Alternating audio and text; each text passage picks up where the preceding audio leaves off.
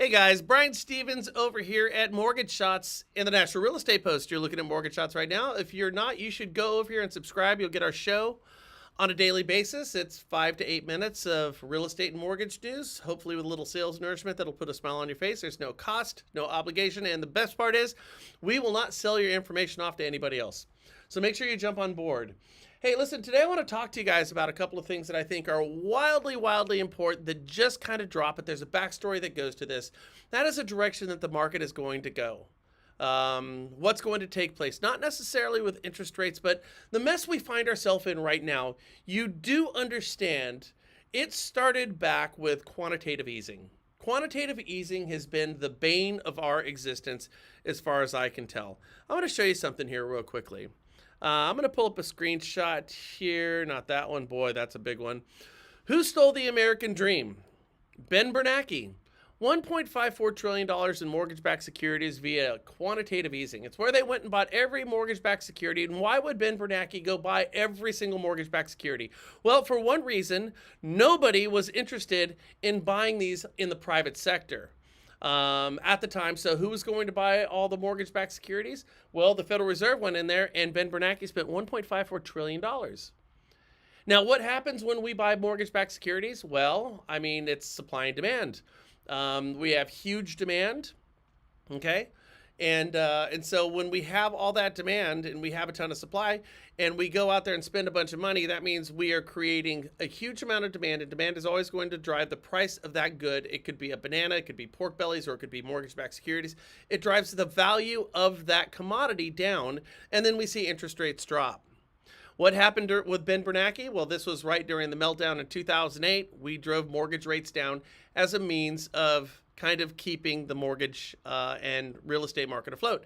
Janet Yellen, same thing, $1.77 billion in mortgage-backed securities via quantitative easing. And of course, with Jerome Powell, $403 billion in mortgage-backed securities, quantitative easing. And if you look at this graph from the Federal Reserve, we can see where these bumps are at, each one of these bumps.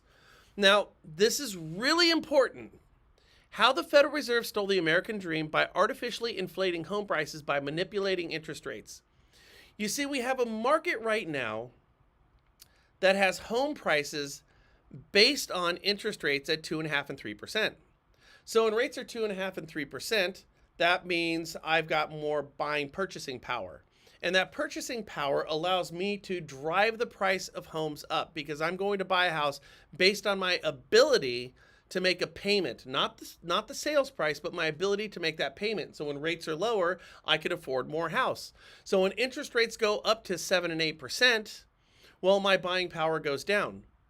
Well, now we have a market where prices are based on rates at 2.5%, but we are now selling 7, 6, 7, and sometimes even 8% interest rates. That means nobody can afford to buy those homes because our purchasing power has gone down. This is absolutely massive. Quantitative easing has been, I guess, maybe a life raft to help us during some of these hard times, but it comes as a consequence. And if you were to really think about this for a couple of moments, the reason we find ourselves in our predicament right now is precisely because we were selling 2.5% and 3% interest rates just a few short years ago. It was great at the time, but right now, you know, we call them the golden handcuffs, where people don't want to sell their houses, but even if they do, they want to hold on to a price that's unsustainable. Only now are we starting to see home prices drop. That's why I have a really big concern about a couple of things that are taking place. And let me show you precisely what I'm talking about over here. Excuse me. So if I go, let's see, right over here. Okay. Now, this just came out last week, and if we can accept the fact that quantitative easing creates as many problems as it solves, and having low mortgage interest rates creates as many problems as it solves, and we still find ourselves in this perpetual cycle that we seemingly cannot get out of because housing has been in something of a recession for quite some time now, I don't know, how do you feel about this? Because I got to tell you, at first glance, I'm not a big proponent of it. But the federal and the governor installed by Trump outlines a bold case to slash interest rates to 2.5% in months. Well, we certainly like that idea, don't we? Because that's going to mean we'll bring more buyers to the table. But that means we reboot this irrational cycle of artificially low interest rates, which will invariably go up and put us in the predicament once again that we find ourselves here today. Donald Trump's pick to join the United States Federal Reserve said on Friday that he disagrees with other bankers over the decision to slowly cut interest rates. Instead, Stephen Moran, the recently appointed and Trump-backed governor, said rates should be cut as much as 2.5% by 2.5% this year. The recently appointed governor's comments came less than a week after he disagreed with all 11 other decision makers at the Fed. Last Wednesday, America's central bank decided to cut rates by just 0.25%. Now, obviously, the trend of the Trump administration right now is to go ahead and cut rates. And I know that interest rates don't necessarily have a direct correlation. The Fed fund rate doesn't have a direct correlation to mortgage interest rates, but they seemingly kind of go hand in hand. And if the Fed starts to go back into quantitative easing to lower interest rates to stimulate the economy for a recession that I believe we've been in already for the past 6 months, and we will find this out in probably the next year or so, that we're already in a recession, we're certainly in a housing recession, we will simply reboot the situation that we're in right now. So do we like this idea or do we not like this idea? Well, we know the reason why the Fed is doing this. The Fed will go ahead and they calibrate rates as a kind of a primitive tool of trying to help the market out, in particular as it pertains to inflation. And I call it a primitive tool because the Fed can't really go ahead and directly affect what's taking place with inflation or some of the other benchmarks that we look at in order to determine how well the economy is going. That would be employment, that would be job openings and things of that nature. So it's a crude tool at best. And frankly, I think it does more harm than it can do good. How do you guys feel about this? Do you like the idea of the Fed going in there and finding a means, a modus operandi of dropping mortgage interest rates and lowering the Fed fund rate, which would lower our credit card payments, all as a means of stimulating the economy, while understanding the fact that it's going to have a negative effect on inflation, meaning inflation will go up. Higher interest rates are basically there to keep inflation down. Lower interest rates are to stimulate the economy. Are we at the point right now where we need to stimulate the economy again? And if the Fed goes in there and drops interest rates, are we going to see the same thing, the same problems that we've seen over the last 3 cycles with the last 3 Fed board chiefs? My answer is I think that is absolutely going to be the case. Here's one of the reasons I bring it up. Because right now, is the economy in a recession? Is the housing market in a recession? Do we need to do something to prop it up? And the answer is, well, probably. I mean, certainly we would like it in the short term, me and you as mortgage loan officers and real estate agents, because lower interest rates would mean people would get off the fence and they would start, selling houses, buying houses, refinancing properties, and that would be a positive turn of events. But again, it's kind of like drinking alcohol. Sure is fun to drink alcohol, but the next day, boy, it can certainly hurt, can it? We enjoy the short-term happiness, but the long-term pain is something that we're going to have to deal with. And it's really difficult because I don't think there's any right or wrong answer. But let me show you one more unintended consequence of the policies that we put in place over the past couple of years. Now, this one, guys, really, really shocked me. This one, oh boy, where are we at right now in housing? I just want to go over some of these numbers with you because they are very, very telling. And this, again, is the consequence of the policies that the Fed has put in place in order to prop up the economy over the past, couple bad cycles, frankly dating back to 2008. But look at the first one over here. Total U.S. Loan delinquency rates. That means 30 days or more late, past due, but not in foreclosure yet. Those numbers are up. Let's go year over change. It's up 2.9%. Let's go to the second one over here. Total U.S. foreclosure pre-sale inventory rate. Now, the pre-sale inventory rate of foreclosures is year over year up a whopping 10.4%. That is a huge number. Now, let's look at this one. Total U.S. foreclosure starts year over year. We are up 5.82%. Monthly prepayment rates up 5.81%. Now, this one is the one that really kind of knocked me out of my chair and made me spit my coffee out. Total U.S. foreclosure sales. Guys, we are up 22.5% year over year. That is a massive number. Now, the next one is even more shocking here. The number of properties that are 30 or more days past due, but not in foreclosure yet. These are people where the sirens are going off. Aruga, whoop. Danger, danger, Will Robinson. Look at this one. We are up 84%.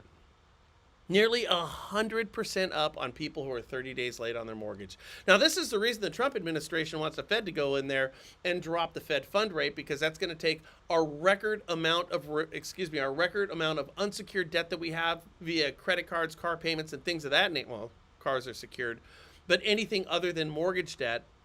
What that's going to do, the Fed fund rate will drive the cost of that money down. It should theoretically make your credit card payments go down. It should theoretically make car loans, auto loans go down. It should theoretically make your mattress loans go down, your washer and dryer loans go down, and all these crazy things go down.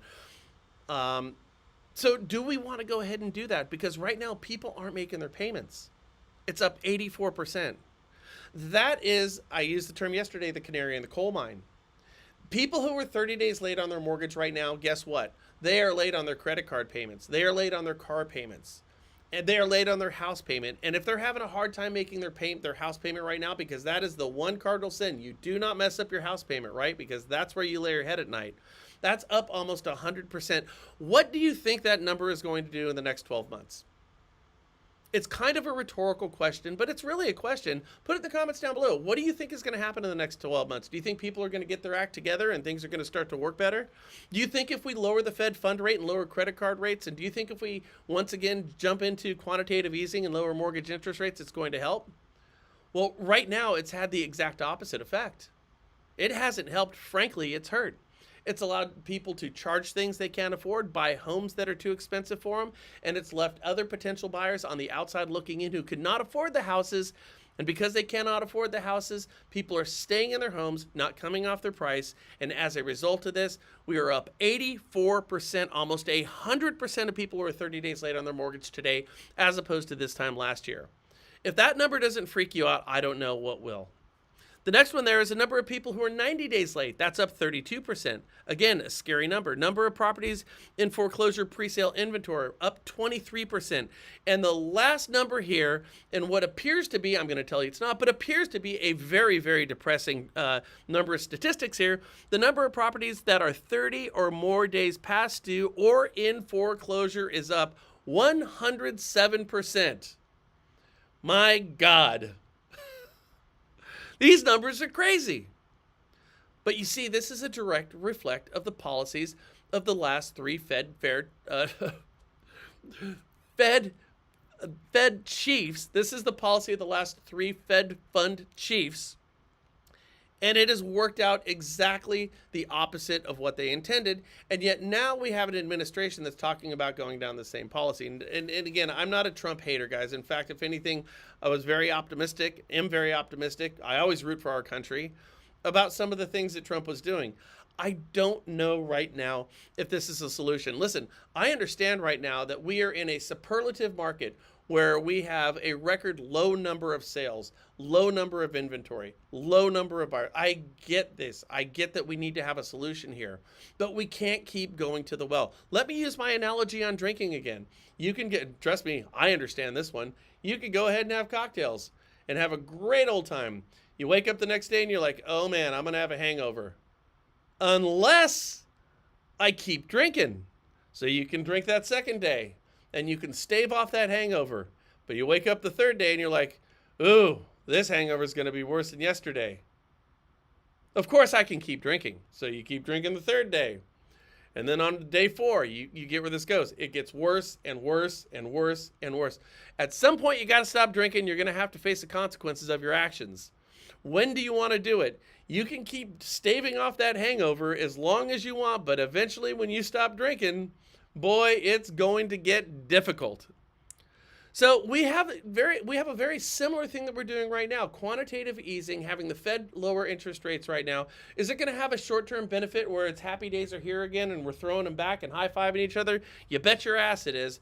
But eventually we're going to have to pay the piper because we are finding ourselves in a circumstance right now that I see as being unsustainable. If you disagree with me, look at these numbers right here and tell me what here should not freak you out about the United States economy as it pertains to housing, which, by the way, is the largest portion of our GDP. It's the largest portion of the United States economy. It's a $57 trillion industry.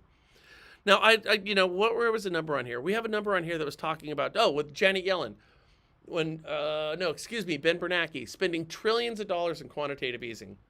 I don't know if you know this, but 1 billion seconds is like 32 years. I don't know if you've heard this before. Did you know this, Kyle? Yep. 1 billion seconds is 32 years. 1 trillion seconds is 32,000 years.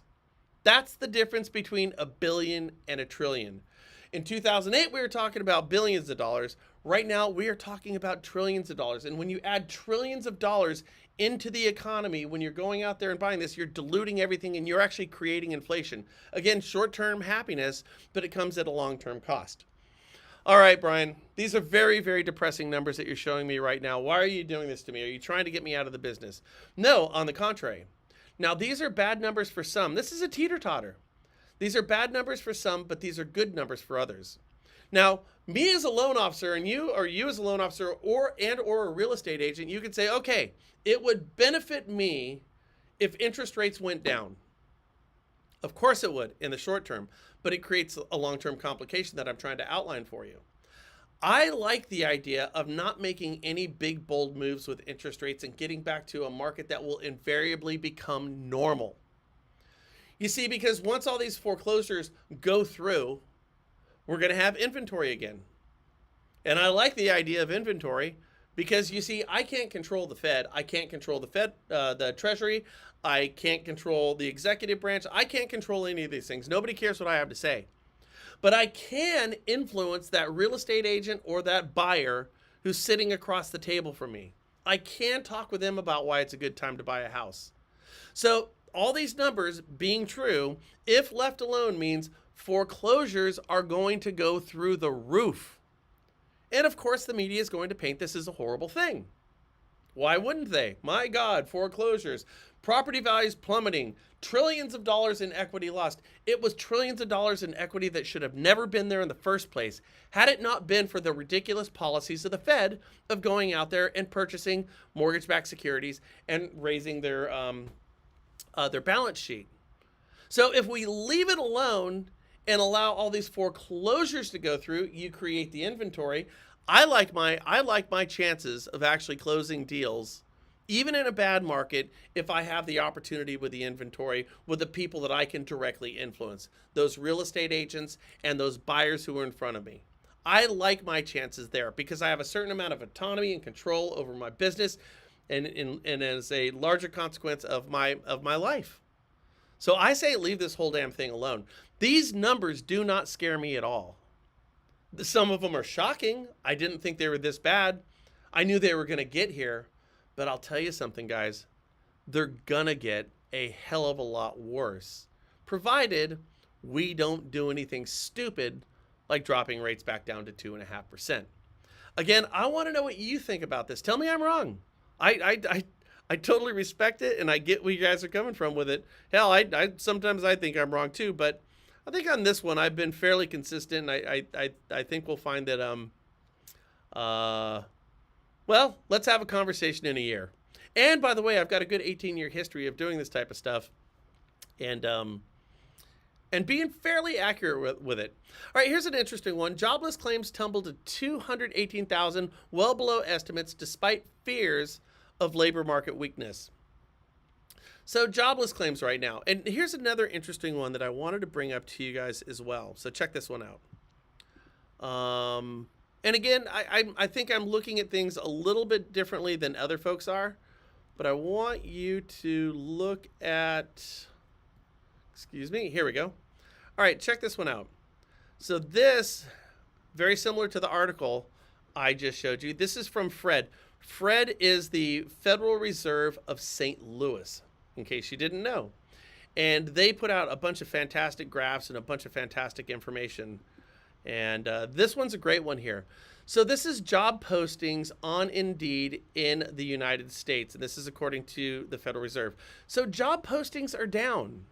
They're significantly down. They're way down. Look at this. I mean, we're going back to 2024. We had 1.13 million job openings. And look at where we're at right now, 1.4. Job openings have fallen off a cliff. That must mean that we have full employment right now, that employers are happy.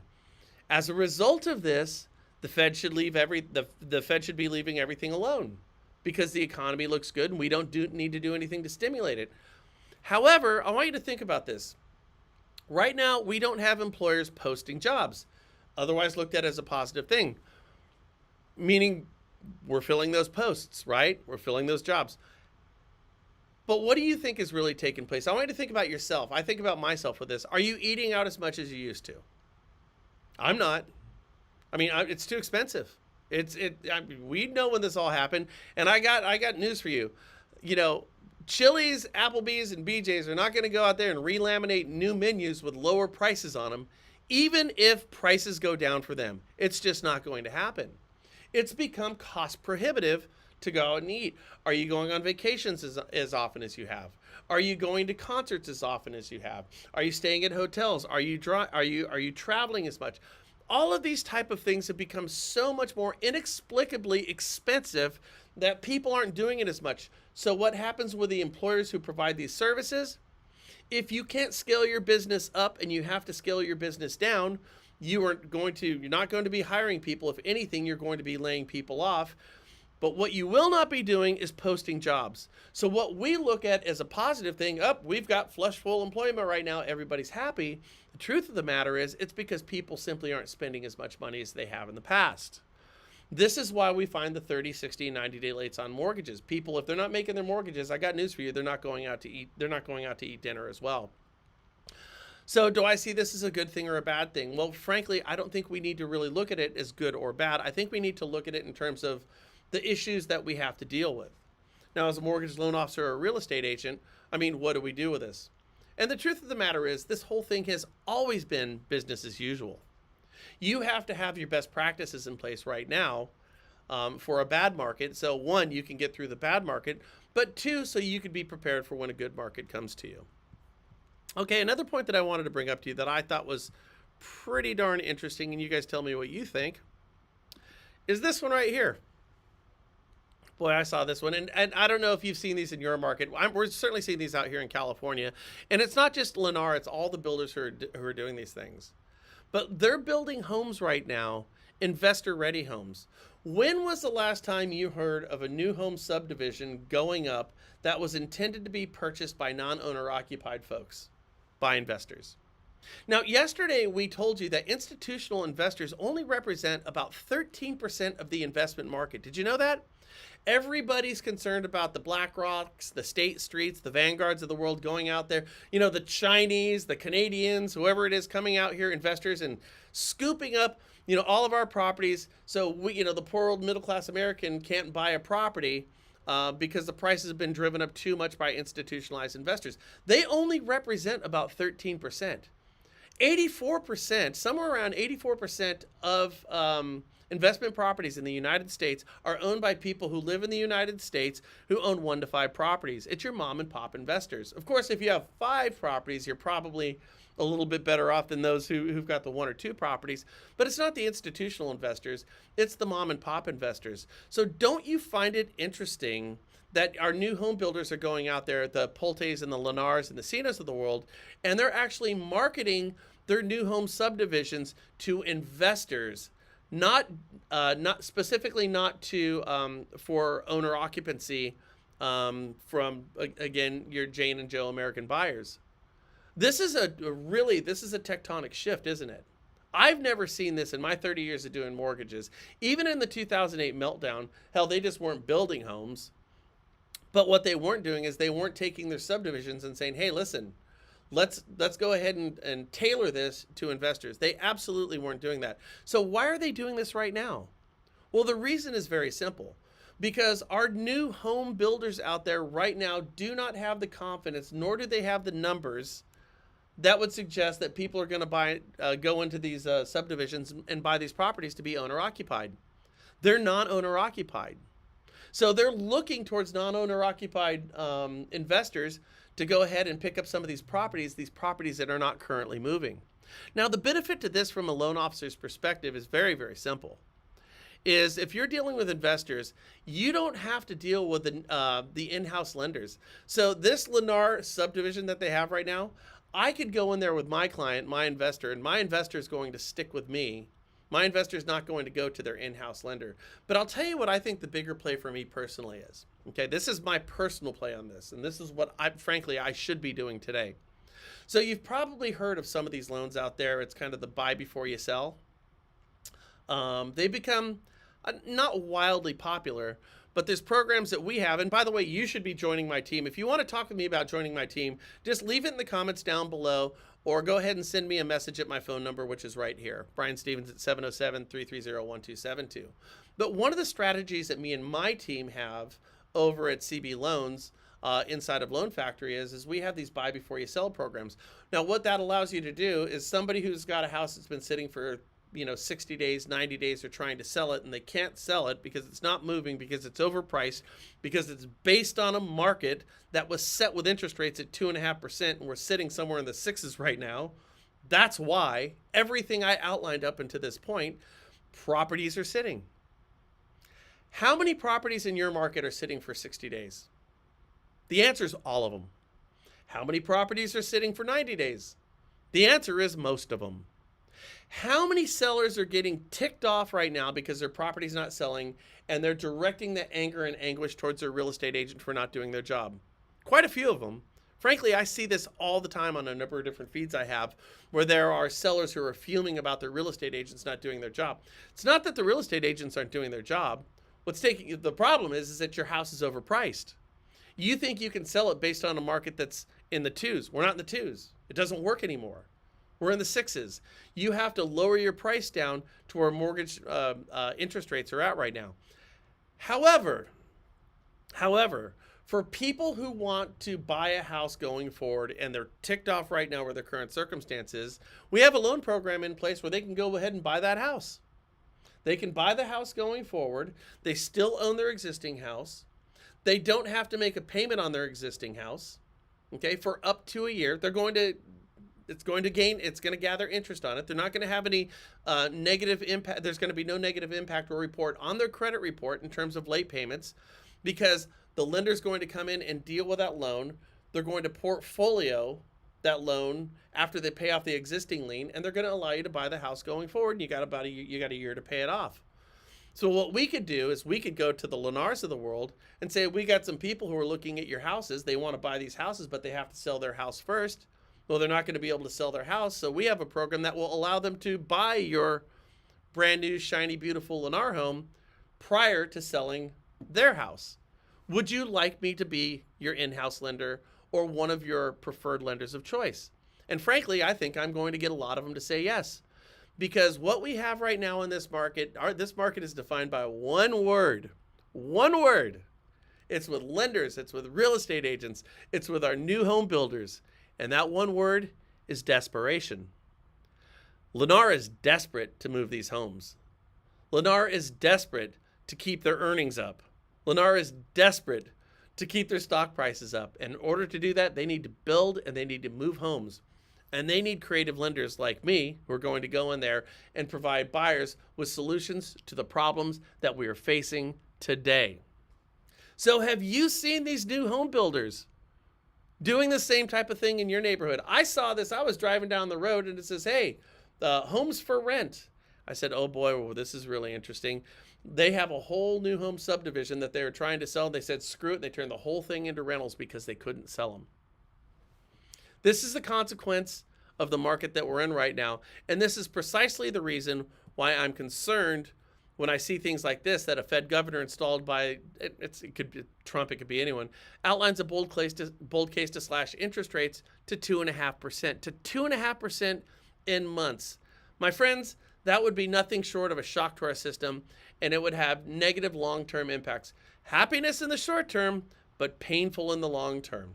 Listen, this is very, very important for us to be talking about going forward, because this is going to define the market over the next couple of years. And frankly, I've seen it's going to define the market for up to the next decade. We started doing this stuff 10 years ago, and we are still facing the hangover from it. Should we go back into quantitative easing and lower interest rates? And if we were to get mortgage interest rates down to 2.5%, sure, it might be good for the next 12 to 18 months. But 7 or 8 years down the road, if you plan on being in this business for any length of time, albeit a real estate agent or a mortgage loan officer, you're going to be paying the price 10 years ago for what could be taking place next month. And for me and you, that should be disconcerting. If we see more of this going forward, what we need to do is we need to find our associations, the National Association of Realtors, the Mortgage Bankers Association, the credit unions, the Mortgage Brokers Association, all these groups. What we need to do is we need to start to petition them to get their lobbying groups and say, hey, listen, don't do anything that I'm going to get for short-term gain, because it's going to come at a long-term cost. We know this because we have a long, rich history, a precedent that proves this point. Yet it appears we're going down the road. What do they say about, the future or history? What is it? Something to the effect of, if we ignore history, it tends to repeat itself. Well, that seems to be the direction we're going right now. But most importantly, I want to know what you guys think about this. Put it in the comments down below. And of course, as always, if you share this, if you like this, and if you participate with me, it helps me bring more great content to you. With that said, I look forward to hearing from you guys. Again, my name is Brian Stevens with Mortgage Shots. And give me a ring. Let's find out what's going on. Hope to hear from you soon. Bye.